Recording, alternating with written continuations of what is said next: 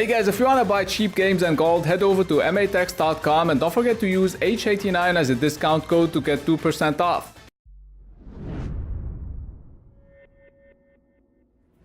Hey guys, Hitman89 here and welcome to my honest review on American Fugitive. It's developed by Fallen Tree Games and published by Curve Digital. It comes out May 21st on PC and PS4, May 23rd on Nintendo Switch and May 24th on Xbox One. American Fugitive is a top-down action sandbox open-world indie game that takes place in Red Rock County during the 80s. You play as Will Riley, a man who is wrongfully accused of his father's murder, and you'll have to do whatever it takes to find the real killer. But we'll talk about the details more in a minute. For now, let's take a look at the graphics. American Fugitive doesn't look impressive. As you guys can see, everything looks average, if not below average. The vehicles look okay, there are trucks, vans and cars, but sadly no motorcycles. And the environments aren't bad either, but the game could use more visual effects and better lighting. Oh, and better physics too, cause most physics related animations seem to glitch out. But it's got a lot of destructible elements. Now when it comes to the performance, the game runs just okay, for now at least. Since I have it on PC, the graphics were automatically set to ultra, but the frame rate wasn't stable enough, so I had to switch to medium, even though my PC specs are way above the recommended ones, so hopefully a patch will make it run smoother, but for now I'm gonna give the graphics a 4 out of 10 and I'm gonna move on to the sound. There aren't that many tracks on this game and there are no radio stations either, but the background music isn't bad and the sound effects are also okay apart from a couple of bad ones. Oh, and by the way, I'm not gonna talk about the voice acting this time because nobody talks on this game apart from the cops, so I'll give the sound a 5 out of 10 and I'll just let you listen to the game audio for like 15 seconds before we move on to the gameplay.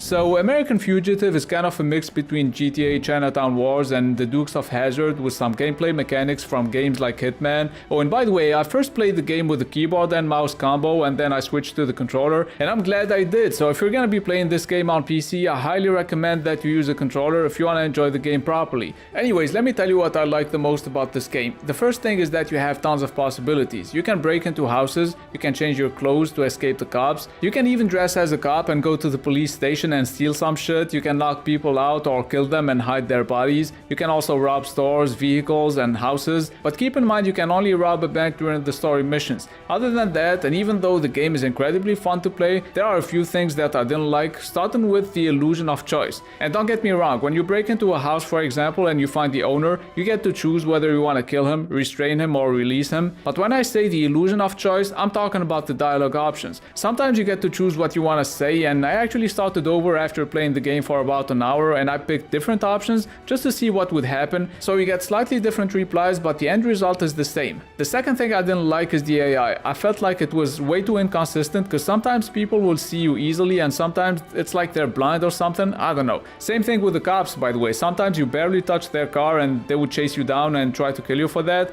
and some other times you would just ram into their car real good and they wouldn't do anything about it. And another thing I didn't like is the gunfights. I felt like they were average, probably because there is no blood, and most importantly because cops keep on shooting their own cars when they're in the way, so they blow up their own cars and they end up killing themselves. Which takes me to the next point. The game is too easy. I only died once and it's because I didn't know I could drown if I ran out of stamina while I was swimming. Oh, and there's something you should know about the game. The missions are short, so we're talking a couple of minutes per mission, which is probably due to the fact that you're always alone, so you don't have a guy with you who's always talking like on GTA. You go from point A to point B, you get the job done in less than 5 minutes and you move on to the next mission. Last thing I want to talk about when it comes to the gameplay is the driving system. It's very well done, very satisfying, so all around, and even though it's got some issues, the gameplay is still very good. That's why I'm gonna give it a 9 out of 10. Now when it comes to the game's replayability, it's gonna take you at least 10 hours to finish the game. But this is a sandbox game, so even when you're done with the missions, you can always drive around and commit all kinds of crimes like the sick fuck you are.